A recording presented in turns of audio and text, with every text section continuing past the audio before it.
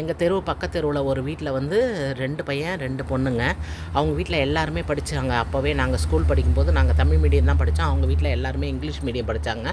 நல்லா இங்கிலீஷ்லேயே எல்லா பசங்களும் பேசுங்க.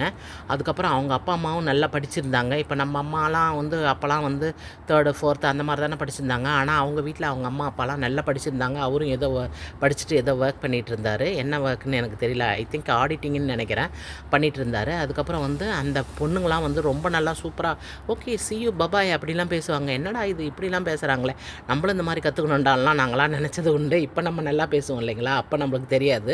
ஸோ அப்போ அதை ஆச்சரியமாக பார்ப்போம். அதுக்கப்புறம் என்ன பண்ணுவாங்க, ஸ்ட்ரெயிட் ஃபார்வர்டாக இருப்பாங்க. கொஞ்ச நாள் சிங்கப்பூரில் வேறு அவங்க ஃபேமிலியோடு இருந்தாங்க. ஸ்ட்ரெயிட் ஃபார்வர்டாக இருப்பாங்க பசங்களாம். நல்லா அழகாக வந்து எதை ரொம்ப வந்து இந்த மூட நம்பிக்கைலாம் நம்பாமல் இருக்கிறது. சாமிலாம் கும்பிடுவாங்க, பட் மூட நம்பிக்கைலாம் நம்ப மாட்டாங்க. அதுக்கப்புறம் வந்து இந்த மாடர்ன் ட்ரெஸ்லாம் போட்டுவாங்க. இப்போ சுடிதார் ரொம்ப கேஷுவலாக ஆகிடுச்சு. சுடிதார் ரொம்ப அருமையான ட்ரெஸ்ஸும் கூட இல்லைங்களா. ஆனால் அப்போலாம் வந்து அவங்களாம் சுடிதார் மிடிலாம் போடும்போது ஐயோ அந்த பசங்களாம் இந்த மாதிரி ட்ரெஸ் பண்ணுதுங்க பாரு, இந்த மாதிரி மேலே ஷால் போடாமல் இருக்குங்க பாரு, அதெல்லாம் ஒரு பெரிய இஷ்யூவாக சொல்லுவாங்க. அதுக்கப்புறம் வந்து அதுங்க வந்து எல்லார்கிட்டையும் போகிற வர தெருவில் இருக்கிற எல்லார்கிட்டையும் ஹாய் அண்ணன் ஹாய் அண்ணன் எல்லார்ட்டையும் ஹாய் அண்ணன் எல்லார்ட்டையும் பேசுவாங்க. அந்த மாதிரி பேசும்போது பாரு அதுங்கிட்டலாம் நீங்கள் பேசாதீங்க, எல்லோரும் சொல்லுவாங்க அதுங்கிட்டலாம் நீங்கள் பேசாதீங்க, அதுங்க ஒன்றும் நல்ல பொண்ணுங்க கிடையாது, எல்லாருக்கிட்டையும் சிரித்து பேசுங்க, எல்லாருக்கிட்டையும் வழிஞ்சு பேசுங்க அப்படின்னு. அப்படிலாம் கிடையவே கிடையாதுங்க. அவங்க வந்து நாங்கள் பார்த்த வரைக்கும் அவங்க வந்து சிரித்து பேசுவாங்களே தவிர அதுக்காக அவங்க கெட்டவங்கன்னு அர்த்தம் கிடையாது. அவங்க வந்து ரொம்ப கேஷுவலாக பேசுவாங்க. அதாவது இன்னசென்ட்டாகவும் கேஷுவலாக நம்ம பேசினா என்ன, நாங்கள் straight forward boys girls equal தான். அப்போவே இப்போ பேசினா ஒன்றும் தப்பாக நினைக்க மாட்டாங்க இல்லைங்களா, அந்த மாதிரி அப்போவும் ஈக்குவல் தான். அதனால் பேசினா என்ன, ஒருத்தருக்கு ஒருத்தர் ஹாய் தானே சொல்கிறோம் அப்படின்னு சொல்லிட்டு நல்லா சிரித்து பேசுவாங்க.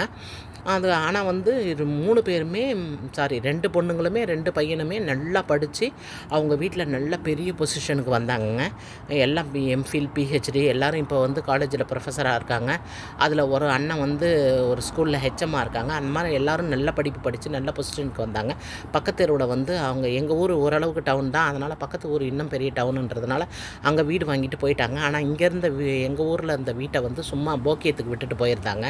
அதுக்கப்புறம் என்ன ஆச்சுன்னா, அந்த அங்கிள் மட்டும் என்ன பண்ணார், அவங்கள அந்த பொண்ணுங்களோட அப்பா குடிக்க அடிமையாயிட்டாருங்க. எப்படியோ அடிமையாயிட்டு பொண்ணுங்களெல்லாம் கல்யாணம் பண்ணி கொடுத்தாச்சு. மருமக பிள்ளைங்கள்லாம் முன்னாடி குடிக்கிறமேன்னு கூட இல்லாமல் அவங்களுக்கு ரொம்ப அது அவமானமாக தெரிஞ்சது. ஆனால் அவருக்கு வந்து அது தெரியவே இல்லை. குடி வந்து ஒருத்தவங்களை மாற்றிடுன்றதுக்கான எக்ஸாம்பிள் தான் அது.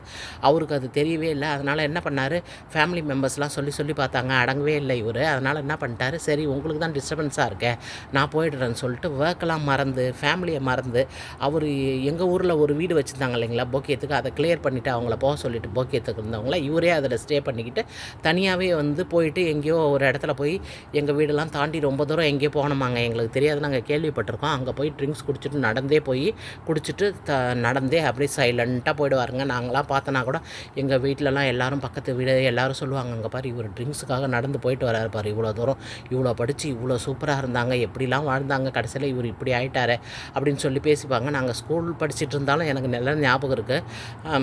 அந்த மாதிரி வந்து அவர் வந்து போயிட்டு வராரு பாரு, அதுக்காகவே இங்கே வந்து தங்கியிருக்காரு அவர். அவங்க ஃபேமிலியில் எல்லோரும் வந்து கூப்பிட்டு பார்த்து நான் வரல நீங்களாம் போங்கன்னு சொல்லிட்டாரு அப்படின்னு சொல்லிட்டு அங்கேயே தங்கியிருந்து அவர் கடைசி வரைக்கும் போய் குடிச்சிட்டு வந்து அதிலே அவரோட லிவர்லாம் ஃபெயிலியர் ஆகி அவர் செத்தாருங்க. ஃபேமிலியை கூட மறந்துட்டாங்க. அதனால் ட்ரிங்க்ஸ் குடிக்கிறதுன்றது ஒரு லிமிட்டில் நம்ம வச்சுருக்கணும் போல இருக்குது. அதை வந்து இத்தனோண்டு குடிச்சிட்டு அதோட இதுவாக இருக்கணும். அப்படி குடித்தா கூட அது கொஞ்சம் கொஞ்சமாக அவங்கள அடிமையாக்கிடும் போல இருக்குது. அதுக்கு அவரே ஒரு எக்ஸாம்பிள். வேறு ஒரு உண்மை ஸ்டோரியோடு உங்களை சந்திக்கிறேன். தேங்க்யூ.